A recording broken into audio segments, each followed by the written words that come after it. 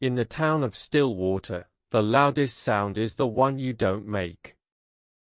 The first thing Elias noticed was the silence. It wasn't the gentle hush of a snowy evening or the peaceful quiet of a library. This was a predatory silence, a physical presence that pressed against the eardrums and smothered the world in a heavy, woolen blanket. His old, sputtering sedan, a relic he'd christened Betsy, had coughed its last metallic gasp just outside the town line, and the sudden void of noise felt like a plunge into icy, lightless water. He walked into Stillwater, his footsteps on the gravel path a blasphemous, crunching announcement of his intrusion. The town was a picture of idyllic perfection, a postcard from a bygone era frozen in time.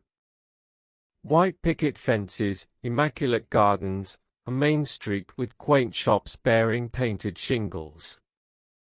But it was a moving picture with the sound off.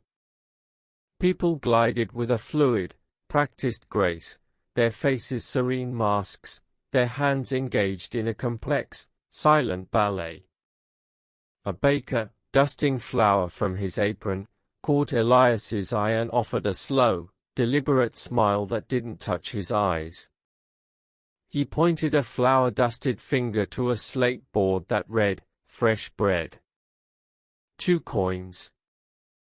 Elias, a cartographer by trade, had come to map the forgotten, mist-shrouded valleys beyond the town. He found the local inn, a place called the Hushed Hearth. The innkeeper, a gaunt man named Silas with the sorrowful eyes of a resigned bloodhound, didn't speak. He simply slid a heavy iron key across the polished oak counter and gestured up the stairs. When Elias, his voice rough from disuse, tried to ask, "How much for the night?" Silas flinched as if struck by a whip, his face draining of all color. He pressed a single, trembling finger to his own lips, universal, desperate plea. The first rule of Stillwater, don't speak. The second rule, you don't want to know why. The first night, Elias wrote it off as a dream. A low, resonant hum vibrated through the floorboards, a sound so deep it was felt in the marrow of his bones and the fillings of his teeth. It was a hungry sound, the kind of noise that could loosen stones from their mortar. He rose, heart thudding, and peered out his window into the moonlit street. Nothing moved. Nothing made a sound. Just the oppressive, watchful silence. By the third day, the quiet was a constant pressure, a ringing in his ears that was the absence of all other noise. He began to see the town's defenses. The doors had no knockers. The windows were triple-paned glass. Children played with soft cloth dolls and carved wooden blocks, no rattles, no whistles, no bells. He witnessed a young couple having a ferocious argument in the town square, their faces twisted with rage, their hands slashing the air with a furious, silent venom. It was more intimate and more unsettling than any shouted curse. His breakthrough came in the town's archives, a dusty, forgotten room in the basement of the silent library. While searching for old survey maps, he found a founder's journal, its lock easily picked with the tip of his penknife. October 17, 1782. The winter was upon us, and the famine would have taken all. The children were fading. In our desperation, we sought the aid of the Old One, the listener in the deep stone. It answered from the fissures in the earth. It promised plenty, peace, and longevity, in exchange for a tithe. Not of blood or soul, but of sound. It feeds on the vibrations of the air, on the music of life itself. We agreed. From this day forth, no spoken word shall profane the air of Stillwater. Our voices are the sacrifice that sustains us. Elias read on, his skin crawling. The journal described the Great Quiet not as a blessing, but as the ultimate, looming price. The silence wasn't just a rule, it was a cage. And if the bars were ever rattled, if a sustained, willful sound was ever made, the pact would be void. The entity would not just take the offender, it would consume the entire town, absorbing every memory, every laugh, every sob they had hoarded for generations, leaving them as hollow, breathing statues in a perpetual, silent scream. They sold their voices to survive. Now, his could be the death of them all. The humming in the dark. That night, the hum returned. It was no longer a passive presence. It was a probe, a questing tendril of vibration that slithered under his door and pressed against the window panes. It seemed curious, interested. Elias, clutching the journal to his chest like a shield, felt a new, more terrifying realization dawn. He wasn't just a visitor, he was a walking anomaly. A reservoir of UN-sacrificed sound. A threat?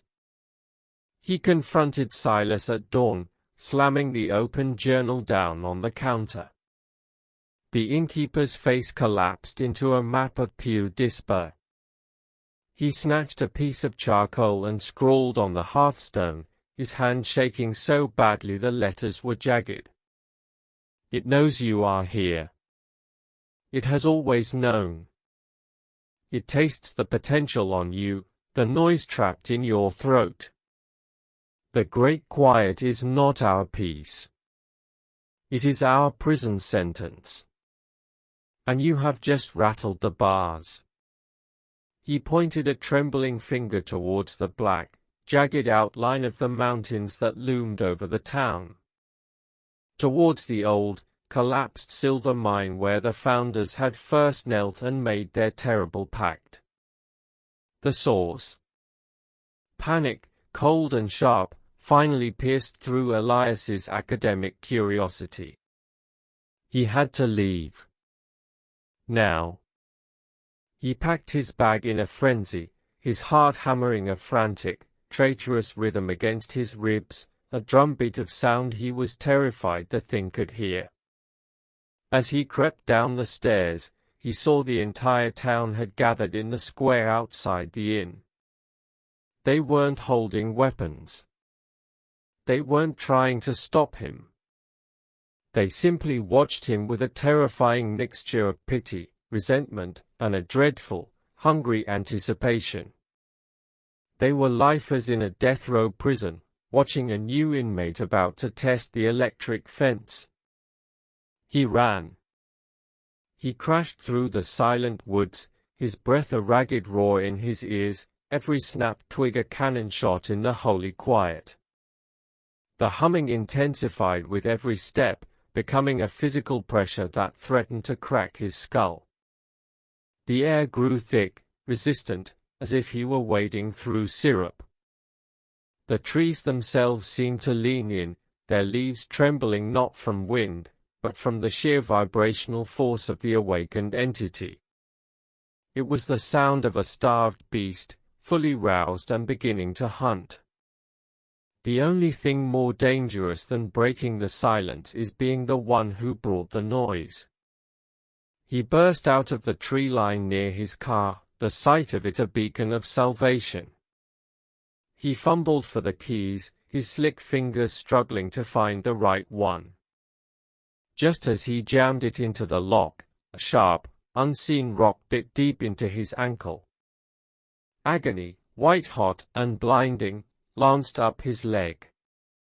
A guttural cry was torn from his lips, a short, sharp, utterly human sound of pain and surprise.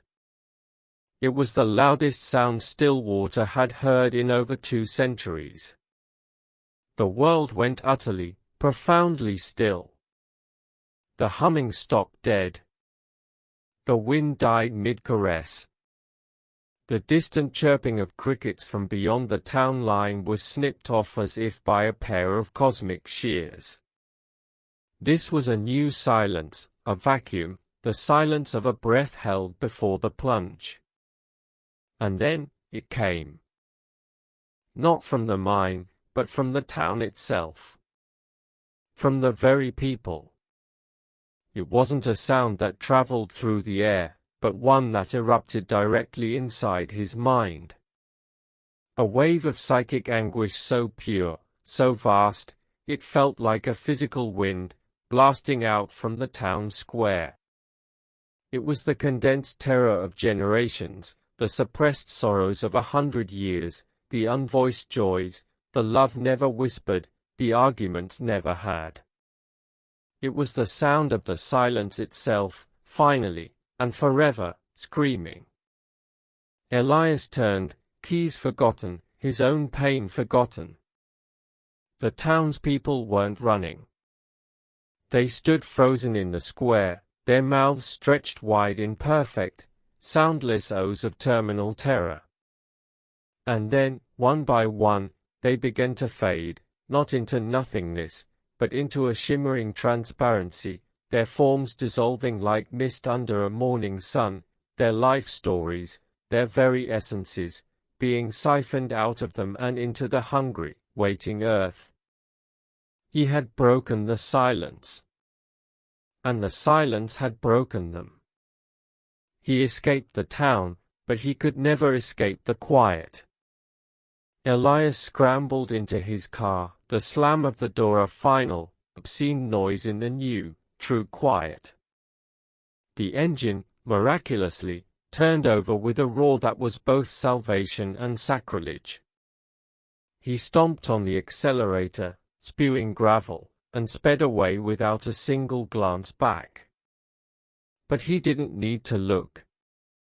In the perfect black of his rearview mirror, he saw nothing. The town of Stillwater was simply gone. Not ruined. Not destroyed. Just empty. A perfect, pristine postcard of a ghost town. He drove for hours, the normal sounds of the world, the whine of the tires, the rush of the wind, feeling alien and wrong. He was free. He had escaped. But as the miles stretched on, a new sound began to tease the edges of his hearing. A faint, familiar hum, deep and resonant, vibrating up through the car's chassis. It was fainter now, a ghost of a sound. But it was there. And it was following him. It had tasted his sound. It had fed on the scream of a dying town. And now, it had a new favorite flavor. Elias gripped the steering wheel, his knuckles white, and pressed the accelerator harder, fleeing down the long, lonely road, pursued by a silence that had learned to scream. Some pacts are meant to be broken. Others, simply transfer to a new host.